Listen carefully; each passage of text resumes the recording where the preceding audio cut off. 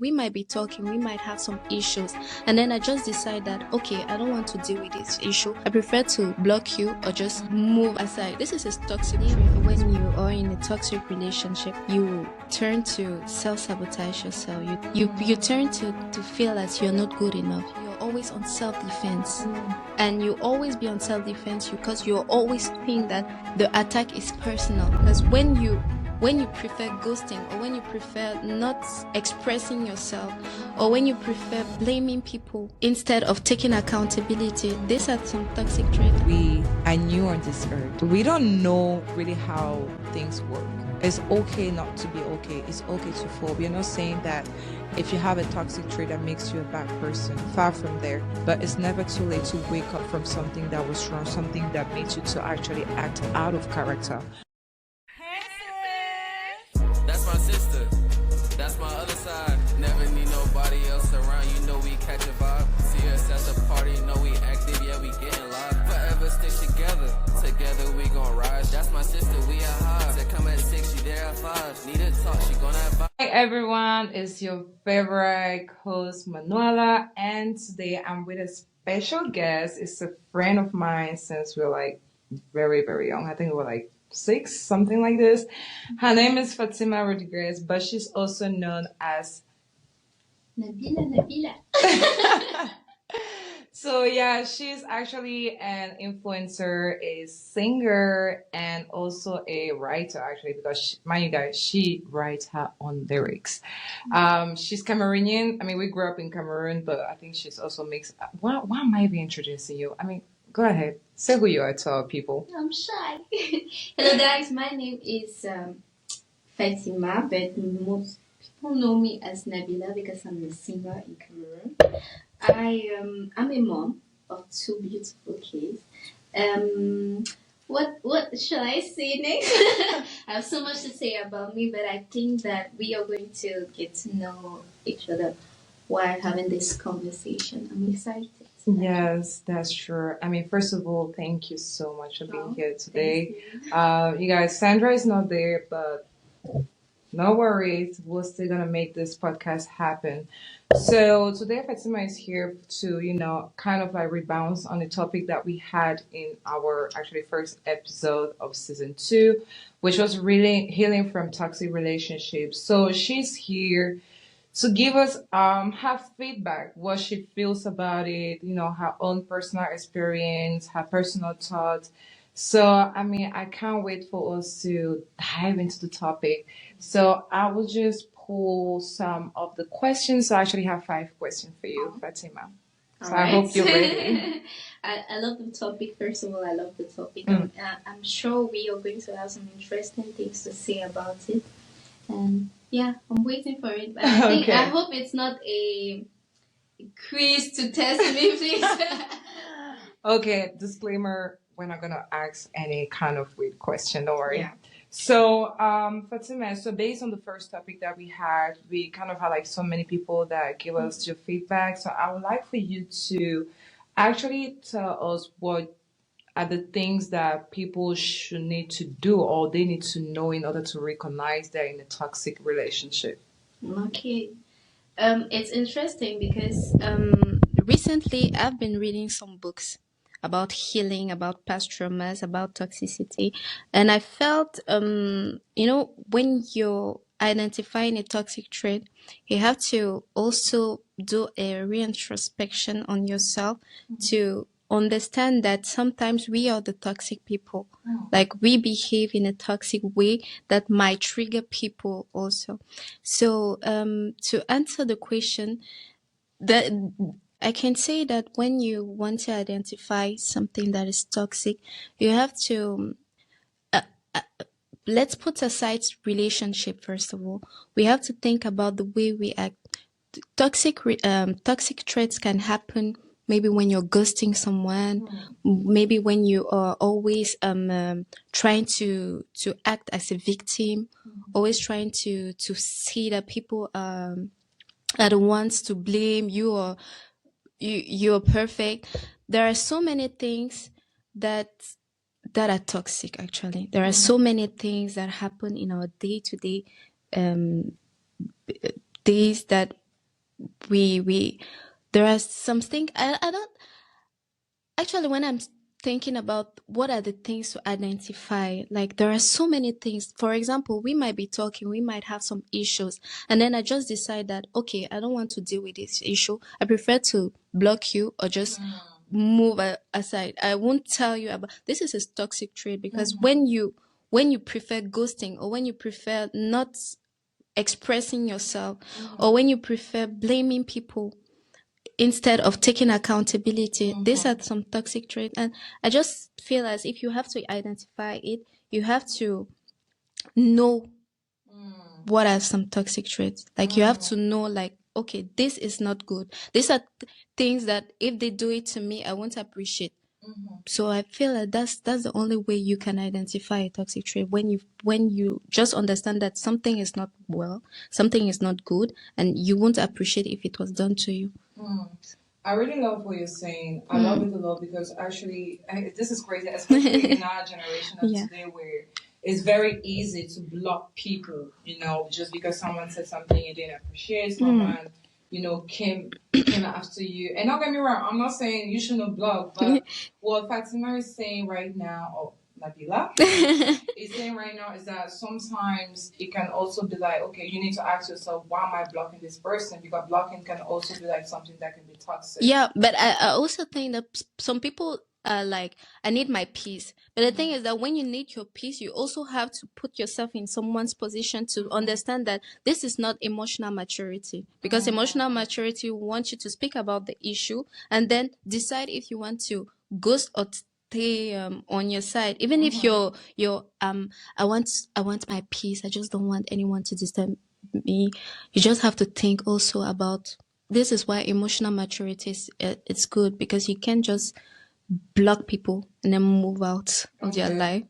Okay, this is very interesting. I mean, because somebody's still focusing on the ghosting part. Yeah, I'm focusing on the ghosting part because, as you said, we are grown adults. We know things, and I feel as if we talk about toxic relationship, people will actually think about this relationship between men and women, but I'm talking about all the things that comes with toxicity. So I love the fact that we're actually using a subject which can be like ghosting.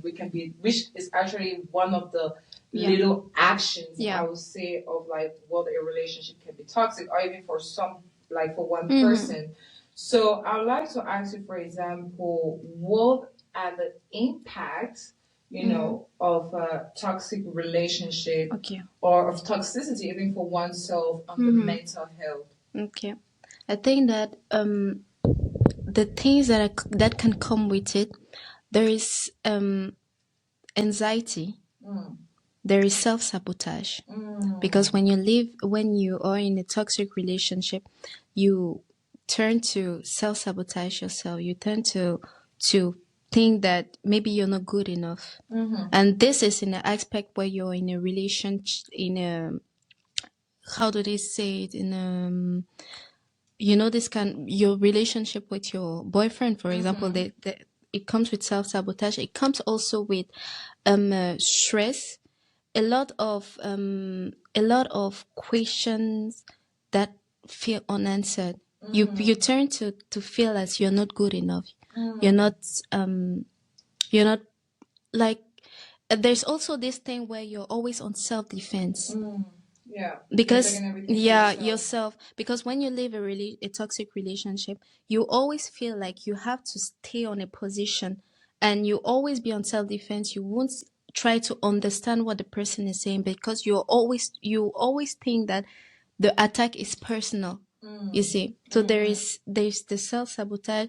It comes with anxiety, stress, a lot of emotional drainage. Like you're down. Yes. It is heavy when you leave a toxic relationship, even in friendship relationships. Like sometimes it hurts more than a friendship relationship hurt more than a normal relation. And I feel as it comes with a lot of things like that you have to identify to heal. This is why you spoke about something at the beginning, like healing.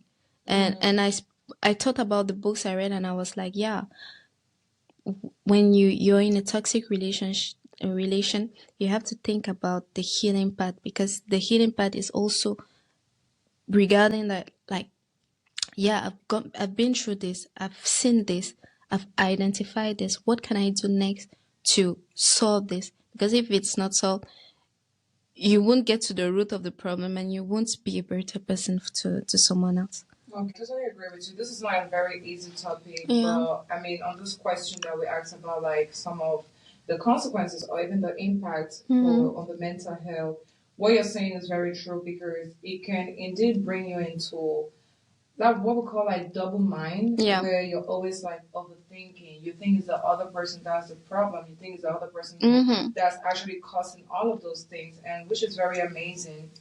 So, you talked about healing. We through this, like my question is, before entering the healing process, so there's the first part, which is the identification. You need to identify, like, okay, what are some of the toxic traits that I'm having? So which can be like maybe my trauma, due to like ghosting people, for example.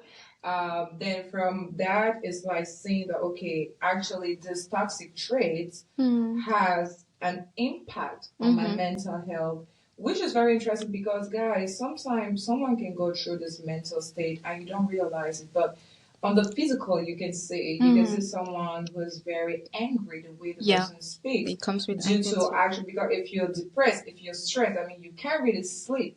So you always think someone is attacking you. So your response to people is going to be aggressive. So my question is, what do you think are some of the healing steps that can actually help someone? Say, for example, someone has identified, the person knows that, okay, these are the things that are causing me, for example, depression, stress, I can't sleep, I have double mind, and everything. So, what is it that the person can start doing, to start stepping out of that toxicity? I think that one of the things you can do, because I will talk about myself first of all. I have been in some toxic relationship where I have also been toxic, because when you leave a relationship and you just move on to the next, you don't have the time to heal. So you take some past traumas and then you move on to the next. You develop other traumas. You just go on and go on. And as far as you don't actually have the self-awareness to feel like, okay, this is something that is not good. This is affecting me, because later on, as you spoke about the anger, it comes with anger. It comes with self-victim, like it comes with a lot of things, and you just feel as I was talking about me, this is the traits that I've noticed when moving on from different toxic relation. You see, I've developed those kind of things where I was always sensitive, always feeling like everything was against me. I was always playing the card where, why are you blaming me for this? Why? Because I wasn't taking some time off to feel as, okay, maybe this person is trying to tell me something. I was always on self-defense mode. I was always having these anger issues where I have to defend myself because no one is going to defend me. I've always been in this thing where, okay, if it's not good, I prefer to retract, move, just not deal with all this, just move on. But as soon as you move on, you don't actually go through the person. And healing comes with self-awareness. Oh wow, I love this. Healing comes with self-awareness. That's beautiful. Yeah. And self-awareness comes from the fact that you have to know the roots of your problem. You have to understand the roots. Sometimes it comes from childhood traumas. Sometimes it comes from some insecurities. When you just don't identify the root of a problem, you just keep on moving around with the same problem. And this can affect your future relation, because as more as these toxic traits enter, you think that it's normal. You feel like, okay, maybe these things are happening because that's how I am. And people have to accept the way I am. While no, people are not here to accept the way you are. You have to change. You have to understand that you have some work to do on yourself. And the healing process comes with also taking accountability and making amends. Like when you apologize or taking full responsibility of things, those are not traits of weakness. It's not a weakness, actually. It's maturity. It's to understand that we have our part to play in the in a relation. Like we have our part to play to be better people. And I feel as when we have some self-awareness, we know things that we can accept and things we don't accept. We know things that we can accept and things that we can't Yeah. accept. This is such a good touch because I was literally going to ask you, like, okay, for example, let's say I've realized that, okay, I would say, for example, that I'm at work, okay? And every time my colleagues talks to me, I always feel triggered, as if they were trying to tell me that what I'm doing is not right, and I always grade on myself different and everything. Then I'll go back home. I'll not even be able to sleep. I'll not be able to eat. And little by little, I realize that okay, I've identified it, and it's maybe due to how I used to perceive things when I was much more younger. And maybe because every time I had my father talking to me, he was always using a tonation of like, I want to correct you, but it didn't seem right to me. Yeah, And now I'm deciding to heal. So I'm going back to work. What are the boundaries, I can now put in order to regain my power, in order to heal? Because I feel like when you're healing, it's good. It's good that you're healing, but you also need to put in some boundaries in order to regain the power that you once lost. So, what are those boundaries that, for example, one can put in that particular situation? First of all, you have to understand that not everyone is your dad. You have to. Not everyone is there to correct you. Not everyone is there to show you your authority, and you have to take some steps off to like in French we say prendre le recul. Like you have Take to some step back. step back. Right? Okay. You have to take some step back to understand that okay, they are not here to show that they know more than me. Like they are here to teach you something. I just think that you have to be open-minded. You have to be open-minded and accept that sometimes you have to accept some remarks. But that doesn't make you feel like you're not good enough. That doesn't make you feel like they are trying to belittle you. They're just trying to help you to understand things. I've had a situation where if I was the Fatima of some months or the Nabila of some years ago, I had an interaction with someone I really respect, and the person was trying to make me understand that my work is not that good. And Ouch. he might. That one can be painful. Yeah, that was painful. The person told me, your work is not that good. Everybody can do your work. It's an easy work. So try to. He wasn't like, try to work on it. He was like, I don't think I can continue working with you with this character or with this or with the way you're working.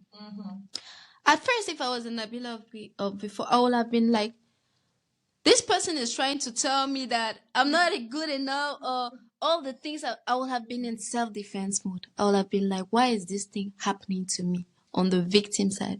I would have been, why is the world falling on me? But I took some step back. Voilà. I took some step back to be like, okay, if this person takes some time to talk to me about it, maybe he wants me to be aware of that and work on it.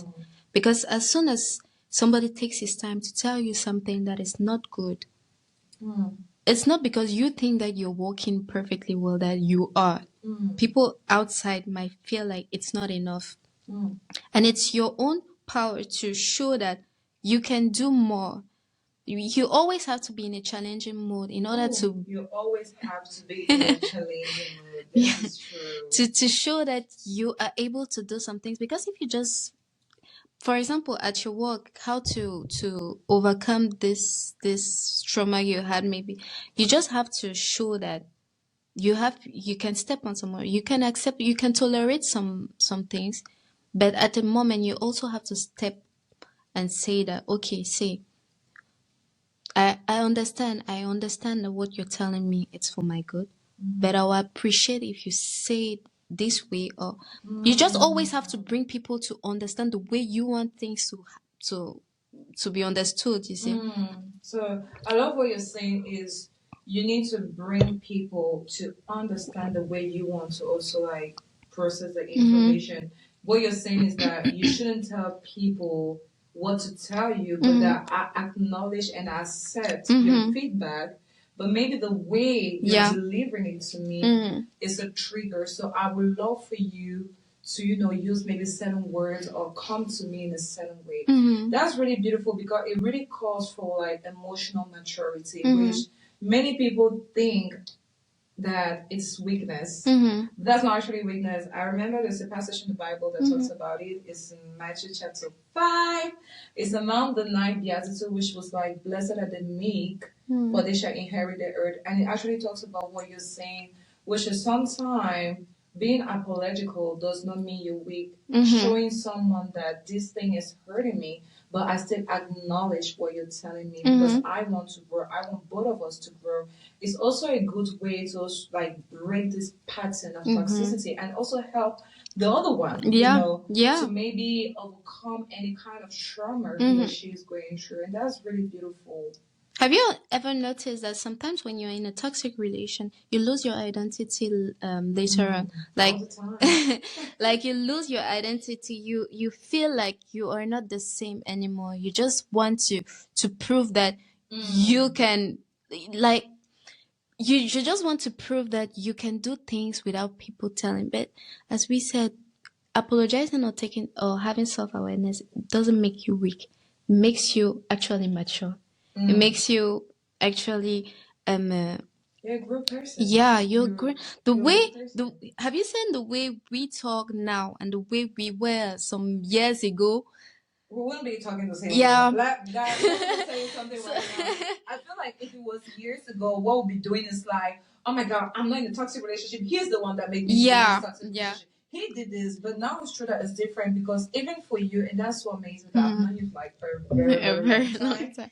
I don't want to put her private life here, but I would love to say that I have seen you growing up in a very amazing woman. That is like living from a place where she used to hold a lot of grudges. Yeah, I was. She used to hold a lot of grudges. Like, I'll tell you, I forgive you better. I feel blessed, and I thank God for this because it has come to like I've let everything pass. I've actually taken so much that I couldn't identify that this is something that is not good. And from taking some step back, this is when I knew that, oh, sometimes I was toxic too.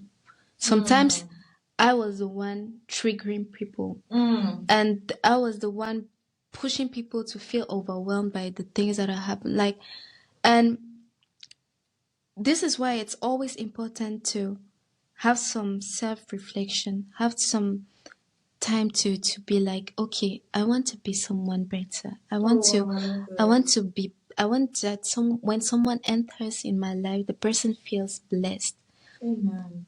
This is why I'm taking some time off to heal in order to be someone great, because I'm happy that our relation as sisters now is different from some years ago.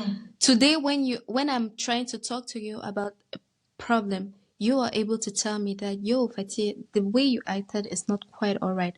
And I'm not on self-defense more like, what are you saying? I'm like, okay. The emotional maturity comes and I'm like, yeah, maybe this is how the person felt. And maybe I didn't react well. So healing comes with a lot of things, but healing comes also, the most important thing is self-awareness. That's so beautiful. Yeah. And guys, this is actually a way for you to regain your power Yeah. because I can tell I'm like, not because we're friends, but as I said, seeing her, I can tell today at 100% that she's gaining back that power. Yeah. And is it easy? It's not easy, but it's worth it because she's. Can we give her age? Yeah. Okay. I'm 25. If that makes her happy. I'm But, 25, I mean, guys. we'll have Don't look. 25 years on Earth. 25 plus 3. Okay, so that's like 28. So for her 28 years on Earth, you know, and something also, there's sometimes where they say, oh, it's when you get a certain age that you start getting mature. Yeah, So that's not no, true. that's not true. But what I want to say is that she's a mom of 2, Mhm. okay? And for 28 years, it took her only 1 year on the 28 of years to actually start that healing process, to start gaining back that power. And something maybe that she didn't say, but maybe I'm going to say on her behalf is she really reconnected herself spiritually a lot. She prayed, she allowed God to guide her. And today, I think that when she's saying certain things, we need to sit down and take some notes. Yeah. We really Yeah, do. because I wasn't the best person, but today I'm glad to say that You're getting there. some traumas happened for you to forge yourself, for you to be a better person, for you to work on your character. And I'm really glad that all these things has happened. Like it's actually, like we said, a blessing in disguise. God is good. God is Amen. good. All the time. God is good. Okay, so Fatima slash Nabila, I don't Yeah. even know how to call you anymore. But on this note, what are some of the advice, or maybe one advice, or the thing that really, really helps you that you can give to fellow women, men too, children too, Yeah. in order to either avoid, identify, come out, heal, and continue healing from, the toxic trait. What are the advice I can give? The advice I can give is time. Wow. Time. God has a way. He puts some challenges in your life, and you just need to not rush things and give yourself some time. Be indulgent. Do they say that in English? Like, don't blame yourself. This is the first time we're in this world. Like, we haven't been here before that. That's true. So give yourself some credit. Like, it's good that now you're understanding some things, but it's also good for you to work on those things. Give yourself some time. Don't be harsh on yourself. Take accountability and make amends. Forgive yourself and forgive others. Ask for God to build you. Ask for God to give you emotional maturity for you to be someone that is open-minded. Open-minded in a way like you don't feel attacked all the time. And give yourself some time to avoid being the toxic person in a relation. Understand that people also have their traumas and they are not responsible for your well-being, just as you are not responsible for, like, have some boundaries, but try to understand others too. So this is the only advice I can give to someone. Sometimes you might find yourself overwhelmed. You might find yourself in a situation where you feel like everything is against you, but take some time and pray about it, because one never knows. Maybe this is a breakthrough. This is something that is happening for you to be a person, to be someone else actually. So this is the advice I can give to young people, young female, young male. Like, give yourself Even some time. adult people, guys. Adults actually. Give yourself some time. Don't be harsh on yourself and trust God. God can't put some situation in your life that are more than you. You shall go through things, but have some self-awareness. This is actually amazing. So, first of all, I want to thank you, Fatima, for being here today. Sorry, I know I'm holding my mic. We had like some technical issues, so I hope the sound is gonna be okay. But on a serious note, guys, this topic, as I said, is very heavy. No one has the whole salvation on how to heal. I want to believe that only God knows it. He knows it best than anyone. And as she said, sometimes God will allow certain situations to happen because He really wants to work through you, in you, for a purpose. So she also said something which is very interesting is that we are new on this earth. We don't know really how things work. It's okay not to be okay. It's okay to fall. We are not saying that if you have a toxic trait that makes you a bad person, far from there. But it's never too late to wake up from something that was wrong, something that made you to actually act out of character. We are love. We are beings that were created to do everything that's just beautiful and amazing. And I know certain people went through situations that are much more worse, and you may not find the strength. We may not give you that strength, but we just hope with what Fatima shared with us today, it can be a glimpse for you to know that you can gain your power even in the shitty situations, even when you're in the middle of a storm. Yeah, this is beautiful. Thank you, Manuela. Thank you for having me. Thank you for coming. Oh, I almost forgot. So we have been reading this book, Fatima Online. I mean, she started like a few minutes ago, but The first page is it's really nice. Like I feel like I will cry while reading this. I think I'll cry because the first page I was like, "Yo, what is this book about? Please!" But it's a very interesting book. Thanks for making me just know about it. Like, of course, and I also want you guys to know the book. I'm gonna try and just add it in the description, but it's called "Breaking Emotional Barriers to Healing," and the name of the author is Greg A. Miller. It is a Christian therapist, but he really talks about like how the steps of getting out of a trauma and also the step to actually gain back your healing. So anyway, thank you guys for being with us today. We give you like many kisses and we shall meet for another episode of Haces. Bye.